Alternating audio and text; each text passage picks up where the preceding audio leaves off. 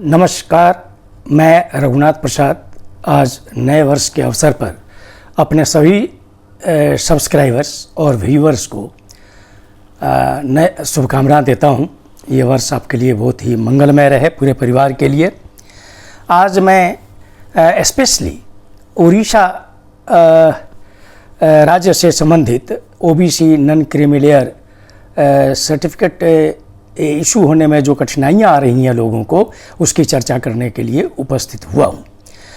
मुझे कई कैंडिडेट्स ने उड़ीसा से ये सूचना दी कि जो तहसील कार्यालय में फॉर्मेट यूज़ किया जा रहा है आज से नहीं वरन वर्षों से, उसमें फैमिली के इनकम को जोड़ा जाता है और उसमें यह भी वर्ड लिखा हुआ है कि including salary and agriculture income.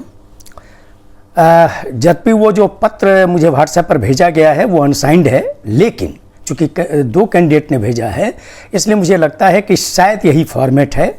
अगर यह फॉर्मेट सही है तो यह निश्चित रूप से जो डीओपीटी का जो ओरिजिनल मेमोरेंडम है 8 सितंबर 1993 का, उसके प्रावधानों के विपरीत है कि चूँकि उसके अनुसार एकदम स्पष्ट है कि सैलरी और एग्रीकल्चर इनकम को नहीं जोड़ा जाना है। उस संस्थाओं में भी जिसका इक्विवेलेंस नहीं हुआ है, गवर्नमेंट और सर्विस में तो नहीं ही जोड़ा जाना है, जिन संस्थाओं का इक्विवेलेंस अभी तक नहीं हुआ है उन संस्थाओं में भी काम करने वाले लोगों के बच्चों को निश्चित तौर पर नॉन क्रीमी लेयर ओबीसी का लाभ मिलना चाहिए। मुझे यह भी जानकारी मिली कि उड़ीसा में तहसील कार्यालय में तो जो मिस्टेक हो रहा है वो हो ही रहा है, वहाँ जन सेवा केंद्र के माध्यम से भी ये फॉर्म भरे जा रहे हैं। और जन सेवा केंद्र में जैसा मुझे बतलाया गया कि वहाँ डाटा एंट्री ऑपरेटर होते हैं जो परहैप्स कॉन्ट्रैक्ट पर हैं, उन लोगों को निश्चित तौर पर भारत सरकार के डीओपीटी के प्रपत्रों की जानकारी नहीं है, सोशल जस्टिस मिनिस्ट्री के प्रपत्रों की जानकारी नहीं है। उड़ीसा राज्य ने जो समय समय पर पत्र निर्गत किए हैं उनमें जो प्रावधान अंकित हैं उनकी जानकारी नहीं है, जिसके कारण कैंडिडेट से यह पूछा जाता है और जहाँ ही जानता है कि सरकारी नौकरी में हैं उन्हें इनकार कर दिया जाता है। उनके इनकम को कहा जाता है कि 8 लाख से ऊपर है, फिक्स लिमिट से ज़्यादा है, इसलिए उनको लाभ नहीं मिलेगा।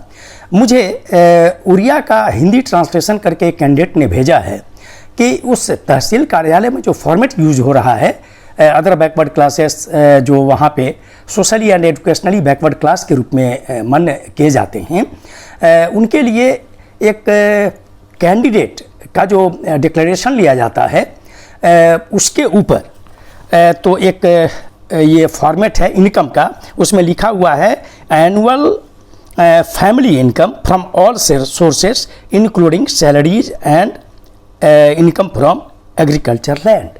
यह बहुत ही आश्चर्यजनक और दुखद है।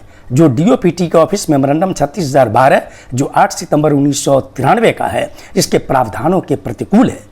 मैं समझता हूं कि शायद किसी भी राज्य सरकार में इस तरह का फॉर्मेट यूज़ नहीं किया जाता है।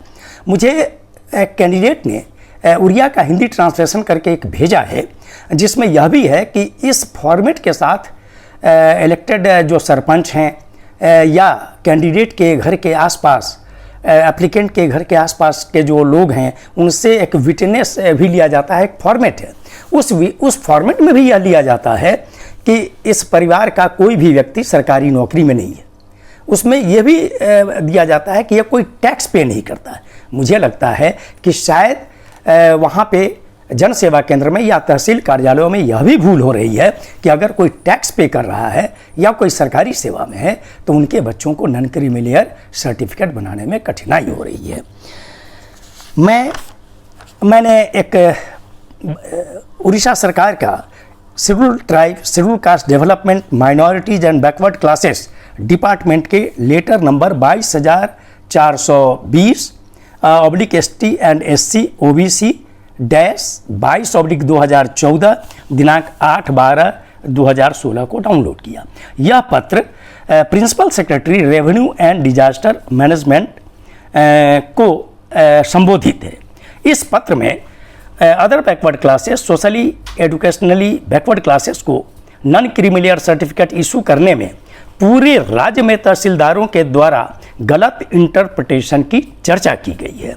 इसमें स्पष्ट अंकित किया गया है कि भारत सरकार के DOPT के दिनांक 8/9/1993 के ऑफिस मेमोरेंडम के प्रावधानों के विरुद्ध पूरे राज्य में तहसीलदारों के द्वारा सरकारी कर्मियों, विशेषकर क्लास 2 एवं क्लास 3 एम्प्लॉयज़ के मामले में सामाजिक और शैक्षणिक पिछड़े वर्ग को नॉन क्रीमिलियर सर्टिफिकेट देने से इनकार किया जाता है, चूँकि उनके नौकरी से वेतन संबंधी आय को जोड़ लिया जाता है।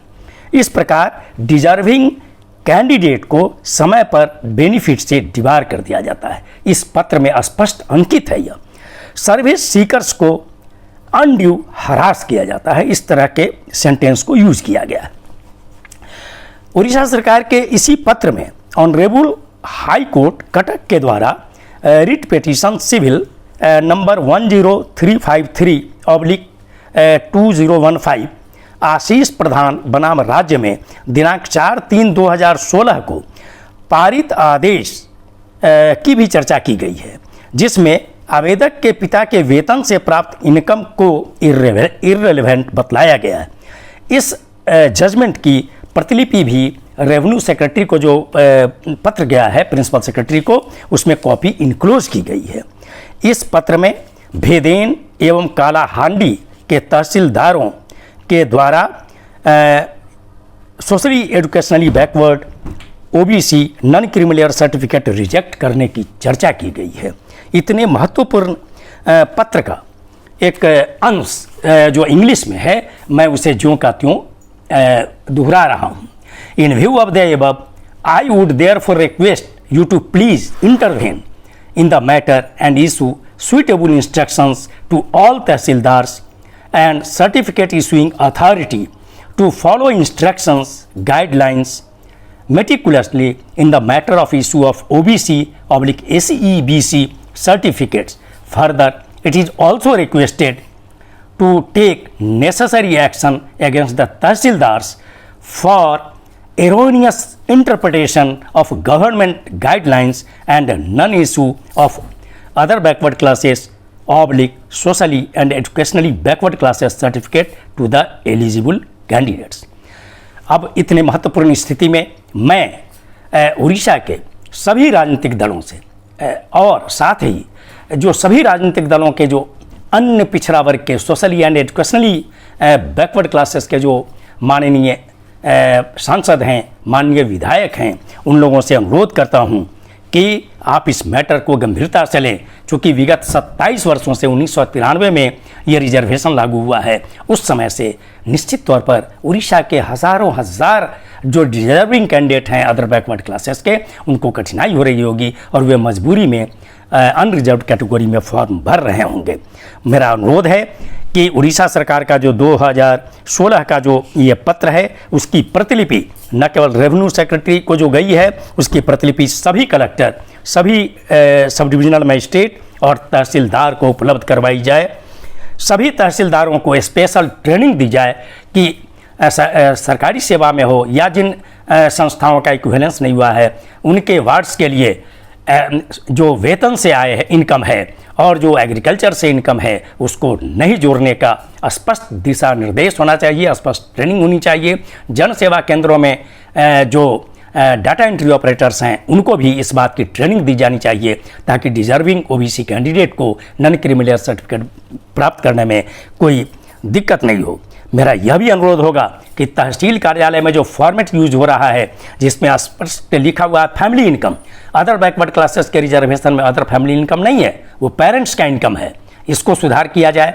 और उसमें लिखा हुआ है including salary and agriculture income, इसको भी सुधार किया जाए। इसको और जो विटनेस लिया जा रहा है कि सरकारी सेवा में नहीं है, टैक्स पे नहीं करते हैं, इसको भी सुधार कराया जाए। और यह भी जांच कराई जाए कि 27 वर्षों में किन पदाधिकारियों, किन कर्मियों ने इस तरह की भूल की है और उनके विरुद्ध निश्चित तौर पर एक्शन लिया जाना चाहिए। और आगे के लिए सभी पदाधिकारियों को ट्रेनिंग मिलनी चाहिए कि उड़ीसा में अदर बैकवर्ड क्लासेस और सोशली एजुकेशनली बैकवर्ड क्लासेस को गलत इंटरप्रिटेशन के आधार पर नॉन क्रीमिलियर सर्टिफिकेट मिलने से डिबार नहीं किया जाए। आप सभी लोगों को बहुत बहुत धन्यवाद। ये वीडियो आपको अच्छा लगा हो तो निश्चित तौर पर शेयर करें, लाइक करें, सब्सक्राइब करें, बेल आइकन को टच करें। जय हिंद।